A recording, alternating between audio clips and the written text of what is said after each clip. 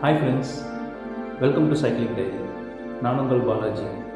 இன்றைக்கி நம்ம பார்க்க போகிற டாபிக் பார்த்திங்கன்னா ரோட் பைக் அப்படின்ற ஒரு டைப் ஆஃப் பைசைக்கிள் பற்றி தான் பார்க்க போகிறோம். ஸோ ரோட் பைக் அப்படின்ற பைசைக்கிளுடைய பர்பஸ் என்ன, அது யாரெல்லாம் யூஸ் பண்ணலாம், அந்த ரோட் பைக் பார்த்திங்கன்னா இது என்ன பட்ஜெட்லலாம் வருது, ஸோ இந்த மாதிரியான டீட்டெயில்ஸ் எல்லாம் இன்ஃபர்மேஷன்ஸ் எல்லாத்தையும் நம்ம இந்த வீடியோவில் பார்ப்போம். ஸோ நம்ம இப்போ ரீசெண்டாக ஒரு சீரியஸ் ஸ்டார்ட் பண்ணியிருக்கோம். ஸோ பைசைக்கிள் கைட், உங்களுக்கு டைப்ஸ் ஆஃப் பைசைக்கிள்ஸ் என்னென்ன இருக்குது, அதில் என்னென்ன பைசைக்கிள்ஸ் யார் யார் யூஸ் பண்ணலாம் அப்படின்ற மாதிரியான இன்ஃபர்மேஷன்ஸ் எல்லாம் இருக்கக்கூடியதான் இந்த சீரீஸில் இருக்கிறது. ஸோ இதுக்கு முன்னே நான் ஒரு வீடியோ போஸ்ட் பண்ணியிருப்பேன், டைப்ஸ் ஆஃப் பைசைக்கிள்ஸ் என்னென்ன இருக்குது அப்படின்ற ஒரு இன்ட்ரோ வீடியோ. ஸோ உங்களுக்கு தேவைப்பட்டுச்சுன்னா அந்த வீடியோ பார்த்துட்டு கூட நீங்கள் இதை பார்க்கலாம். ஸோ இன்றைக்கி நம்ம பார்க்க போகிறது பார்த்திங்கன்னா ரோட் பைக் அப்படின்றத பற்றி.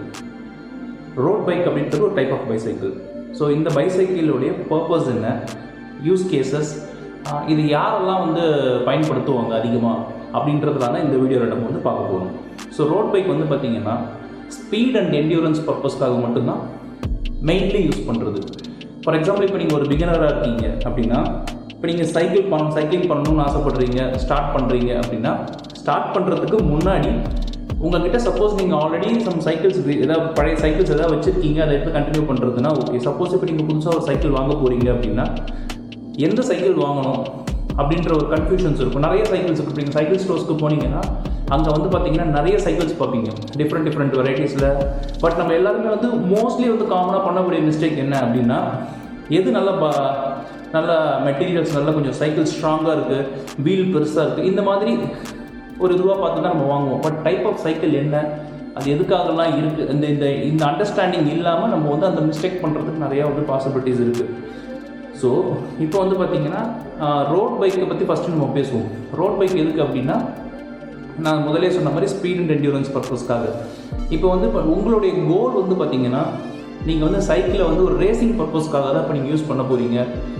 Time trial activities, racing events எல்லாம் நடக்கும், ஓகேவா? அந்த மாதிரி இல்லைனா ஈவெண்ட்ஸ் இல்லைனா கூட நீங்கள் உங்களுக்கு ஃபாஸ்ட்டாக சைக்கிளிங் பண்ணணும் அப்படின்ற பேஷன் இருக்குது அப்படின்னும் போது நீங்கள் என்ன பண்ணுவீங்கன்னா, ஸோ இந்த ரோட் பைக்குன்றது நீங்கள் யூஸ் பண்ணலாம். ஸோ அந்த ஸ்பீட் அந்த பர்பஸ்க்காக பண்ணுறது. சப்போஸ் நீங்கள் லாங் டிஸ்டன்ஸ் ரைட் பண்ணக்கூடிய ஒரு பர்சன், உங்களுடைய பேஷன் பார்த்திங்கன்னா நிறையா அதிக டிஸ்டன்சஸ் சைக்கிளில் கவர் பண்ணணும், அந்த மாதிரி உங்களுடைய பிளானு அப்படி இருந்ததுன்னா நீங்கள் ரோட் பைக்குன்றது சூஸ் பண்ணிக்கலாம்.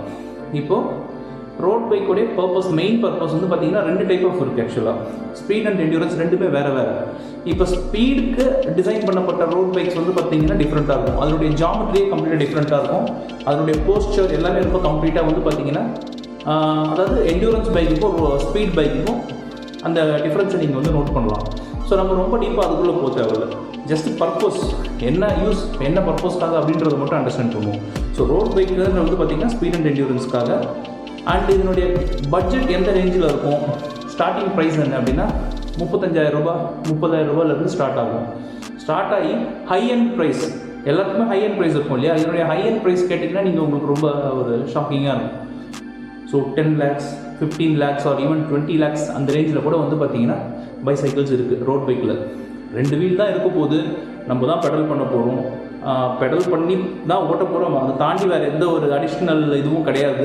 அப்படி இருக்கும்போது எதுக்கு அவ்வளோ ப்ரைஸ் டிஃப்ரென்ஸ் வருது அப்படின்னா, இப்போ சிம்பிளாக ஒரு சொல்லணும்னா, இப்போ நீங்கள் ஒரு பைக் எடுத்துக்கோங்க. ஆக்சுவலாக ஒரு நார்மல் பைக் எடுத்துக்கோங்க. அதாவது இப்போ ஒரு ஃபார் எக்ஸாம்பிள் இப்போ எப்படி சொல்லலாம், இப்போது ஒரு சூப்பர் பைக்கு, நான் சொல்கிறது மோட்டர் பைக்கை பற்றி பேசுகிறேன். இப்போ மோட்டர் பைக்லேயே பார்த்திங்கன்னா உங்களுக்கு பார்த்திங்கன்னா ஒரு 1 lakh அந்த ரேஞ்சில் பைக்ஸ் இருக்குது, 10 lakh ரேஞ்சிலையும் ப்ரைஸ் இருக்குது. ரெண்டுமே பார்த்திங்கன்னா அதே same gear system, brake system எல்லாம் ஒரே மாதிரி தான் இருக்க போகுது, கரெக்டாக? ஸோ ஓட்டும்போது நமக்கு என்ன டிஃப்ரென்ஸ் இருக்குது? ஸோ அந்த ரெண்டு பைக்குக்குமே மெயினான டிஃப்ரென்ஸ் நீங்கள் எப்போ இது பண்ணுவீங்க, பார்க்கும்போது கூட உங்களால் அவ்வளோ டிஃப்ரென்ஸ் நோட் பண்ண முடியாது. எடுத்து ட்ரைவ் பண்ணும்போது தான் நமக்கு அதனுடைய டிஃப்ரென்ஸ் என்ன அப்படின்றது நம்மளால் அதனுடைய குவாலிட்டி, இந்த 1 lakh பைக்குக்கும் 10 lakh பைக்குக்கும் இருக்கிற அந்த டிஃப்ரென்ஸ் குவாலிட்டின்றதை நீங்கள் ஓட்டும்போது தான் தெரிஞ்சுப்பீங்க, கரெக்டாக?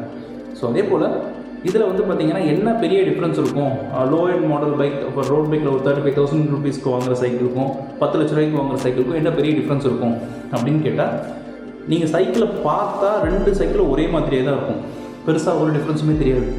எடுத்து யூஸ் பண்ணும்போது தான் உங்களுக்கு அதனுடைய ஒரிஜினல் டிஃப்ரென்ஸ் என்ன, அதனுடைய கம்ஃபர்ட் லெவல் என்ன அப்படின்றது எல்லாமே நீங்கள் ஃபீல் பண்ணுவீங்க. ஸோ மெட்டீரியல் இருக்குது இல்லையா? இப்போ சைக்கிளை பொறுத்த வரைக்கும், ரோட் பைக்கை பொறுத்த வரைக்கும் நான் உங்களுக்கு முதலே சொன்ன மாதிரி ஸ்பீடுக்கும் என்டியூரன்ஸ் பர்பஸ் லாங் டிஸ்டன்ஸ்க்கும் யூஸ் பண்ணக்கூடிய ஒரு பைக் இது.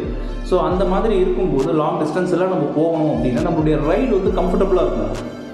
ஓகேவா? எவ்வளோக்கு எவ்வளோ நம்ம தொலைவு தூரத்துக்கு நம்ம ஓட்ட போகிறோமோ அந்த அளவுக்கு வந்து பார்த்திங்கன்னா நமக்கு எனர்ஜி லெவல் வேணும் உடம்புல. கரெக்டாக? இப்போ நம்ம அதிகமான எனர்ஜி யூஸ் பண்ணி நம்ம பெடல் பண்ணோம்னா சீக்கிரம் டயர்ட் ஆகிடும், அதிக டிஸ்டன்ஸ் நம்மளால் போக முடியாது.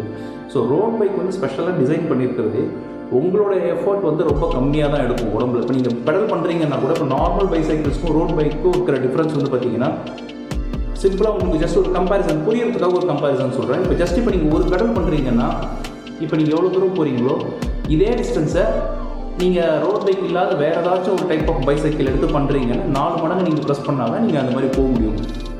இதனுடைய அந்த என்ன சொல்கிறது பேரிங்காக இருக்கட்டும், அந்த கியர் சிஸ்டமாக இருக்கட்டும், அந்த வண்டியுடைய சைக்கிளுடைய மெட்டீரியல் இருக்குது பார்த்தீங்களா, அந்த மெட்டீரியலுமே வந்து பார்த்திங்கன்னா ரொம்ப லைட்டாக இருக்கும். ஆக்சுவலாக சைக்கிளை வந்து நீங்கள் ஈஸியாக வந்து உங்களால் வந்து ஒரே கையில் ஈஸியாக தூக்கிட முடியும், தூக்கிட்டு நீங்களால் நடக்கவே முடியும். அந்தளவுக்கு சைக்கிள் வந்து லைட் வெயிட்டாக தான் இருக்கும் ரோட் பைக்கை பொறுத்த வரைக்கும். ஸோ அந்த மாதிரி விஷயங்கள்லாம் இதில் இருக்கிறதுனால தான் வந்து பார்த்திங்கன்னா அதனுடைய காஸ்ட் வந்து பார்த்திங்கன்னா ரொம்ப இதுவாக இருக்கும், ஹையாக இருக்கும். இப்போ வந்து டைப்ஸ் ஆஃப் பைக் அலுமினியமில் பண்ண பைக்ஸ் இருக்குது, கார்பன் ஒரு மெட்டீரியல் இருக்குது அதில் பண்ண பைக்ஸ் இருக்குது. அதோட இல்லாமல் இந்த கியர் சிஸ்டம்ஸ் எல்லாமே வந்து பார்த்திங்கன்னா உங்களுக்கு அந்த காஸ்ட் இன்க்ரீஸ் ஆக அதனுடைய குவாலிட்டி வந்து பார்த்திங்கன்னா ரொம்ப பெட்டராக இருக்கும். கியர் ஷிஃப்ட் பண்ணும்போது உங்களுக்கு அந்த மூமெண்ட்டே அந்த இதுவே நீங்கள் ஃபீல் பண்ண மாட்டீங்க. ஸோ இது மாதிரி நிறைய விஷயங்கள் இருக்குது. ஸோ இந்த வீடியோவில் நான் உங்களுக்கு மெயினாக சொல்ல வர்றது என்ன அப்படின்னா, road bike is design for speed and endurance பர்பஸ்க்காக மட்டும்தான். இப்போ நீங்கள் ஒரு ஆஃப் ரோட் பண்ணக்கூடிய ஒரு ஆளாக இருக்கீங்க, கரடுமுரடான ரோட்லலாம் ஓட்டக்கூடியவராக இருக்கீங்கன்னா ரோட் பைக் உங்களுக்கான பைசைக்கிள் கிடையாது.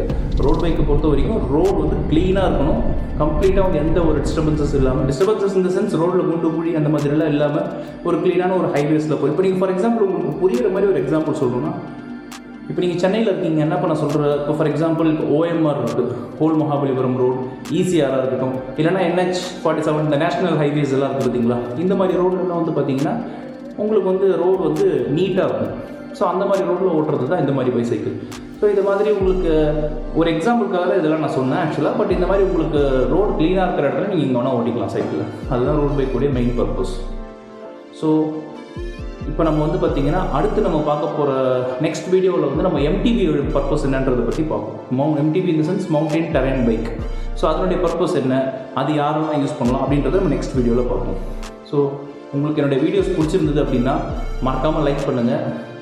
உங்களுடைய சைக்கிளிங் பண்ணக்கூடிய உங்களுக்கு யாராவது ஃப்ரெண்ட்ஸ் இருக்காங்கன்னு சொன்னால் அந்த பர்சனுக்கு இந்த வீடியோவை ஷேர் பண்ணுங்கள்.